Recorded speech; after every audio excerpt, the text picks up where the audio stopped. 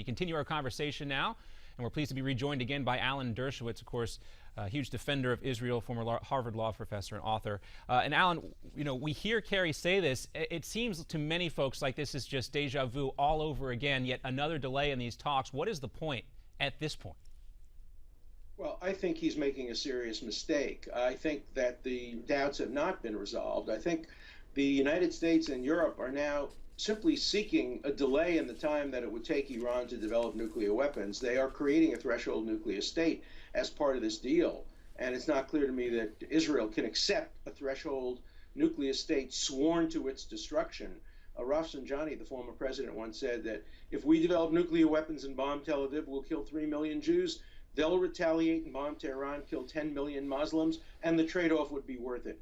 When you have a suicide nation that sent close to 100,000 of its own children to certain death, giving them plastic tokens, telling them they're going to paradise, you can't trust them with not only with a nuclear weapon, but with threshold ability to create a nuclear weapon secretly in a short period of time. So I'm not optimistic as to how these talks will end up. And what do you expect Israel to do between now and June when they begin or are set to resume these talks? Well, I think I hope they're thinking about ending them in June, not resuming them in June, but there'll be a lot of pressure. Israel will talk to its allies and its partners. Remember, Congress has an important role to play here. The Constitution divides foreign policy authority between Congress and the president. This is more like a treaty than it is like a deal. A treaty requires 2/3 support of the Senate. I think that the president ought to be involving, and the Secretary of State ought to be involving congressional leaders and Congress in these ongoing negotiations to make sure that if there's a deal, it's a deal that not only the president accepts because he may be leaving office relatively soon, but that the American people, through their elected representative, accept. And I don't think the deal as it's now proposed is something the American people accept or Congress would accept. Now, we've talked about this issue a number of times. I mentioned deja vu all over again. You have repeatedly talked about the missteps and the mistakes that John Kerry has made. What is your level of confidence in Kerry as he continues to sit down and continue these talks? Well, I like John Kerry. I know him for a long time. The woman who's doing the actual negotiations has a very mixed reputation.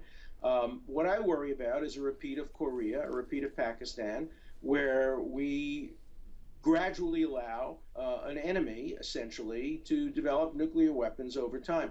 The big issue is not whether they're 6 months or a year away. It's whether they can make that transition secretly without American eyes seeing what they're doing. In the transition, once you have the centrifuges and the product, the transition from civil to military can be done very quietly. It doesn't need big manufacturing facilities to do it. It can be done very quietly underground. So the great fear is that Iran, under this procedure, will eventually develop nuclear weapons, and that has to stop. The President of the United States and Secretary Kerry have to announce unequivocally that it's American policy that Iran will never, ever have nuclear weapons, and that the United States will do whatever it takes, including military action if necessary, to prevent Iran from becoming a nuclear weapons power. That statement must be made, or else this administration will go down in history along with Neville Chamberlain as having failed to prevent the greatest evil of the 21st century in the way that Chamberlain failed to prevent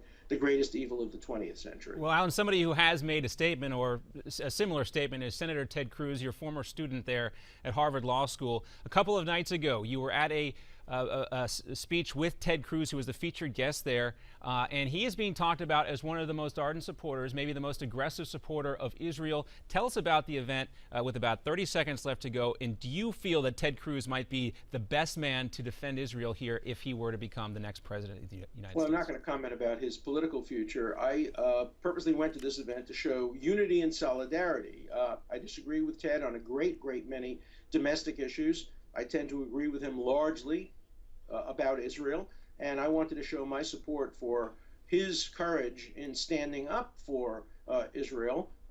We can continue to disagree on a range of other issues, but we can show mutual support for Israel, whether it comes to the right, the left, the center, Christians, or Jews. I think Israel must remain a bipartisan issue, and that's why I was at that event.